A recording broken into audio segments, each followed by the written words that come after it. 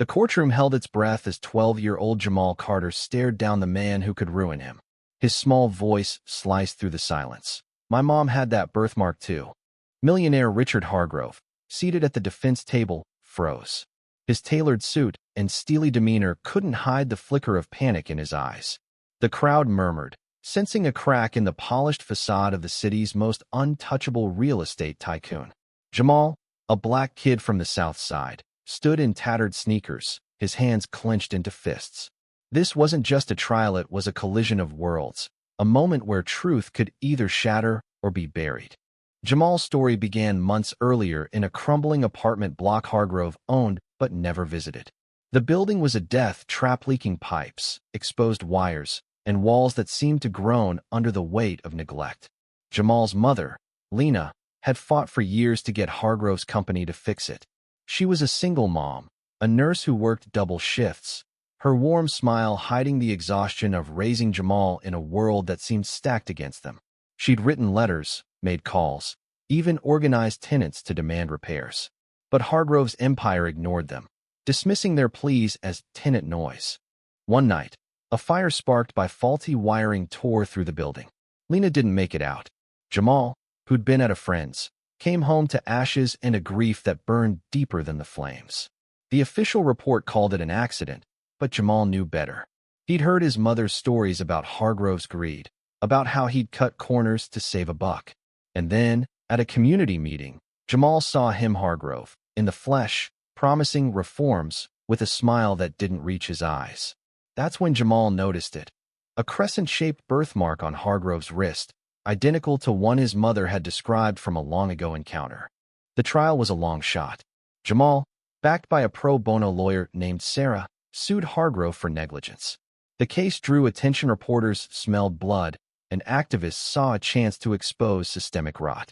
But Hargrove's legal team was a machine, painting Jamal as a troubled kid lashing out, his claims baseless. They mocked his story about the birthmark, calling it a desperate lie. Yet Jamal held firm, his voice steady even as his knees shook. He wasn't just fighting for himself, was fighting for Lena, for every tenant ignored, for every life deemed expendable. In the courtroom, the tension peaked. Sarah presented evidence, emails showing Hargrove's company knew about the wiring issues but ignored them. Photos of the charred building contrasted with Hargrove's gleaming penthouse. But the birthmark was the wild card. Jamal testified about his mother's story of fleeting romance years ago with a man who'd vanished when she got pregnant. She'd never named him, but the birthmark was her proof, a detail she'd shared with Jamal during late-night talks. He was charming, she'd said, but he didn't want us. Hargrove's face drained of color as Jamal spoke. The crowd sensed it. This wasn't just about negligence anymore. Reporters scribbled furiously. Spectators whispered. Was it possible? Could Jamal be Hargrove's son? The Millionaire's lawyers scrambled, demanding a recess, but the judge pressed on. DNA tests were ordered, and the results would take days, but the damage was done. The courtroom saw Hargrove not as a titan, but as a man who'd abandoned a woman and child, then let their home burn. The truth wasn't just about biology, it was about accountability.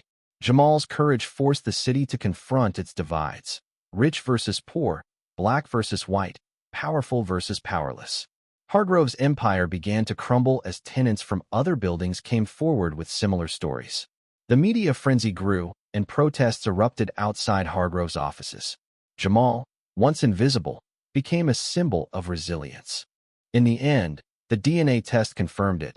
Jamal was Hargrove's son. The revelation didn't heal the pain of losing Lena, but it gave Jamal a platform. He spoke at rallies, his voice growing stronger, demanding justice not just for his mother, but for everyone failed by greed. Hargrove settled the lawsuit, but no money could erase the shame. He retreated from public life, his legacy tainted. Jamal, now 13, moved in with his aunt. He kept a photo of Lena by his bed, her smile a reminder of why he'd fought. The city began to change new housing laws, stricter inspections, but Jamal knew the real fight was bigger.